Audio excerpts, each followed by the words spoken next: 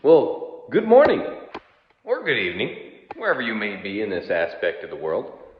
I guess we're going to try and give you guys a little YouTube video on this sucker, because that way it's a nice continuous few minutes of what's going on. We'll catch you up to speed.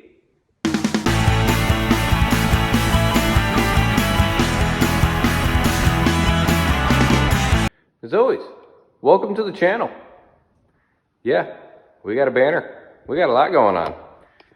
We've even got something that's, well, not John Deere. But this is what we got working on, and I'm really excited about it because we're getting closer and closer. This is just an old Bolens 1476. I got the fender pan and stuff separately, but I got it off for now because I need to be able to have access to the drive shaft. But we're going to try and get it back running again with an old Johnson workhorse loader. Now the story goes, the guy's dad tore it completely apart. It had a Wisconsin 14 horse in it. Well, the crankshaft went bad. And ever since, it just sat on the guy's property until I drove by. I noticed it was under a tarp. I could see the loader frame, but I'm like, I know exactly what that sucker is. And, well, the guy's father had recently passed a couple months before, and he was there every once in a while cleaning house, trying to get rid of stuff. And, well, I gave him a fair offer, and it was mostly because of the parts. And, well, I'll show you what we got left over here. This is what's left of the old Wisconsin. I mean, it's actually still a pretty good engine. I could probably send it out, get it rebuilt, rebored, cleaned up, whatever it needs. You know, I have just about all the parts. And I don't know personally enough about Wisconsin motors to trust myself slapping it together. If it was a Kohler, heck yeah, I would have had this thing running, breathing, driving already. But this, I understand they're not that complicated, but to me, it's more than my knowledge, or that I care to know. So, with that, we chose a little bit better option, in my opinion. But we got to go back inside for that. Obviously, you see, there's the fender pan. This thing is pretty big. I mean, yeah. This thing is comparatively 400 sized. So, it's going to be a beast of a tractor when we get it put together. Obviously, you can... Oh, yeah. So, I mean, I'm not saying I don't like this engine. I might hang on to it. I might one day put it back together. Or, actually, I might be on the side of trying to sell it to somebody that might have a better use for it than me. But let me go show you the parts. So, the box of parts, I kind of keep stashed over here out of the weather. But right there is a brand new crank for Wisconsin. And down inside are some brand new rings, seals, other miscellaneous parts that he bought brand new in 2005. Whole ton of stuff for that price. So yeah, that kind of doubled the price of which I wanted to pay for this tractor. I'll openly admit, I gave $1,000 for it. But that was because it was $430 of non-existent NOS original Wisconsin parts that you just can't buy anywhere anymore. So I kind of had to give into it a little bit.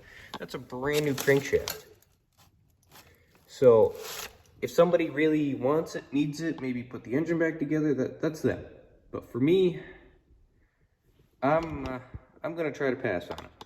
I apologize, I've been doing this in the wrong variation of it, and the wife will probably yell at me because she does the editing. But with that, this monstrosity is gonna have a nice V-twin shoved in it. Oh yeah. And I've since welded this pulley on the front because we need it to run the hydraulic pump for the loader itself. This is out of an old generator. Alright, this is out of a newer Craftsman generator. And on eBay I was able to buy the adapter shaft for the key to go on it, because generators have a wedge end crankshaft, so you can't use it with anything else. So you need that adapter, which is really cool that somebody makes them and sells them on eBay, which is really neat. But trying to get the fit in here has been just a huge process. So I'll catch you up to speed with what I've been doing, and I know I've been posting it a lot on my Snap and not very much on TikTok yet. Maybe we will today. But I just took some 1/8" flat stock, welded it to the angles it needed to be. Had to make a nice little stand there for the engine because it had to set the height to get that drive shaft to go perfectly through there. And I tell you, this gap here is a pain, then the steering shaft, and then the biggest clearance issue I had is right there on the corner of that dash. It just kept getting really close to it. So a lot of test fitting ins and outs and adjusting and cutting and trying to get everything square. Now we're finally got that ready to go in.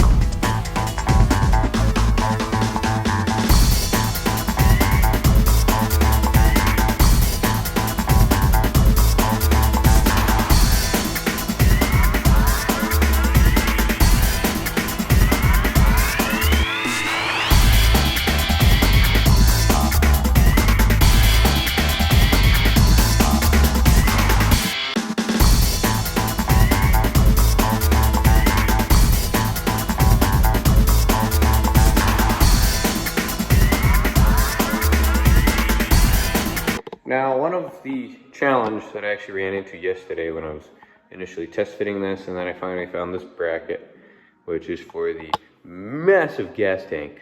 I gotta believe it's like at least 4 gallons. I think it's huge. I really don't know why I need something like that, but hopefully this isn't a gas guzzler. Obviously battery, gas tank, and actually this thing was turned, but because it's identical and everything kind of matches, I'm hoping the hood kind of fits here. This I know was, yeah, I had to put this over here because where this lines up, it hit the valve cover, it hit the air cover. So yeah, I had to switch them around, which kind of sucks because I wish the battery was on that side because that's the starter. But I guess it works better that the gas tank is on this side because right there's the fuel line. So if I can just bend it straight down, it'll pump into it. No problem, no problem. But the biggest problem I had was right there. You can actually see I had to notch this a little bit to get it around that drive pulley. So that way it lines up with the pump. Now the pump is mounted and everything, and it's, for the most part, it's good to go, and it's got its own self-adjustments in it. It sucks, it's gonna have to be live. I really didn't want it to be live, because obviously safety, you blow one of these lines or something happens, oil just goes everywhere, you're stuck out in the middle of the yard. Then you gotta drag it back, and then obviously a deer is gonna have to save it. Typical, right? So, that's kind of what we had to deal with. We cut it around. And even the gas tank didn't clear. It had to meet my good friend Clarence. Other side. I had to meet my good friend Clarence to yeah. I know, it didn't hurt. It didn't put a hole in it, whatever. This is actually stainless, which is kind of cool. Or galvanized, one or the other. Yeah, Mr. Clarence had to, yeah. So that way it wouldn't miss the pulley. Now, the only other downside here is, what I've been trying to figure out is, do I want to bolt this in here solid yet? Because that is a pain. And I don't have the fuel line for that yet, but I do have the fuel fitting right here. Got some fresh tape on it, which a lot of people say, don't put pipe tape on anything for gas or anything oil, it'll break it down. I do it on all of them. Everything I have, I always put a little bit of tape on it. Makes them seal. Because dry like that will never seal. Whether it breaks down eventually or not, I don't care. As long as it seals in my lifetime, whatever. I've never had one leak, so whatever. Dealer's choice, if you want to do it or not, listen to the old timers, who cares? But that big old sucker actually goes in there lengthways forward, which again is interesting. I gotta turn the brackets around because these are stupid. These brackets, they got the adjustable bolts on them. They fit onto this lip, and then that strap goes around here. It's stupid. Whatever. So we just turn them out of the way. For a test fitting. And like that, she fits in there with all the clearance in the room she needs. So it's definitely tight. Very, very tight cramming this thing in here. But I believe that pulley, which just doesn't make any sense to me. That's a 5-inch pulley. That's a 6-inch pulley, and that will not go to any of the PTO pulleys down underneath. Which, I've always been told that Johnson loader pump needs to be 1-to-1 to the motor. It's rated for 3,600 RPM, that's what it's going to go to.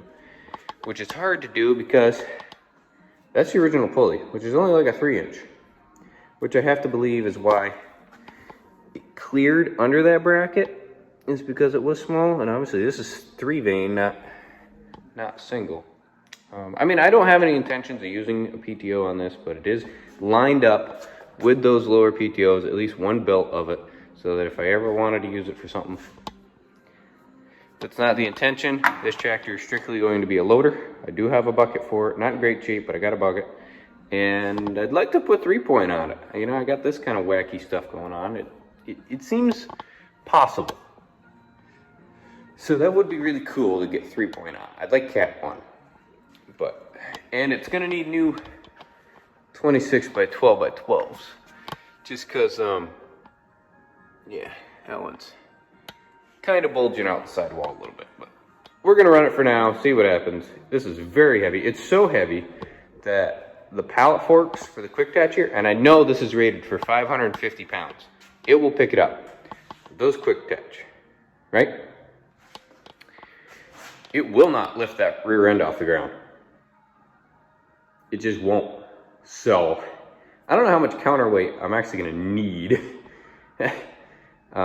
Those tires aren't even loaded. I put tubes in them.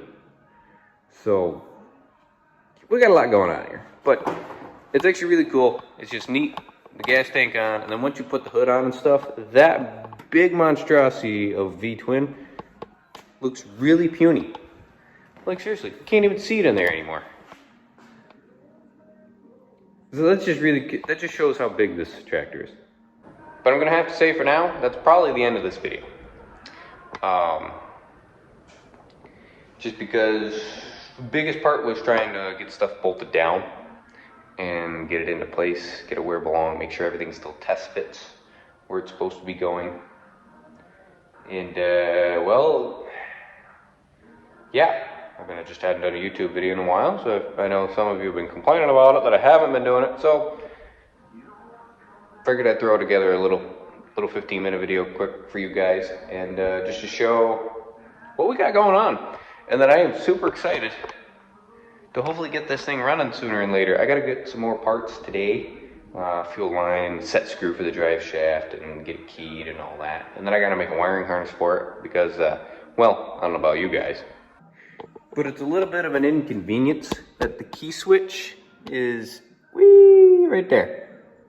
So I don't know about you, but I'm not gonna be able to start this very easily like that. So, very simply put, I'm just gonna pull that key switch out, and I'm gonna put it where the original key switch was. Take that one out, and oh well, how do I know the wires and what? Just literally same exact wires, same exact placement on the key switch. Just make them longer so that it reaches up there. Now, the other scenario that I am not a master at, and it's going to take a little bit for me to figure out, is the exhaust. Because obviously, it had a muffler on the side here. I had to take it off. It's over there. I had to take it off because it's pointing straight at the pump. So, I'm kind of at that point of, do I want to like stack this sucker out the sides? Do I want to try to reroute it down the frame? Shoot it at the back like an orchard tractor? I think that would be a better spectrum. But again, I can't do it off of this side because there's the pump, there's the steering tie rod, steering arm, this is the hydro pedal. You know, so just too much going on this side all at once, and the exhaust pointing right there. No. And I really don't want hot exhaust next to my hand. That's going to be right there. So if I can get it to go E and then E, we should be pretty good. But again, I guess we're going to call that a wrap. Don't forget, as always, look me up on TikTok, Wolfston Tractor. Don't forget to like, subscribe, comment, questions, concerns. And I got a really big show season coming up, so any of my fans there, you want to come meet me, see me, I'm going to be at a lot of shows across the country this year. I know I haven't done a show reveal yet. Maybe I'll put one together and do it on here. See what happens. But I got to get the office cleaned up because it's quite a bit of a mess, so that way I can use the whiteboards. And as always, happy tractoring.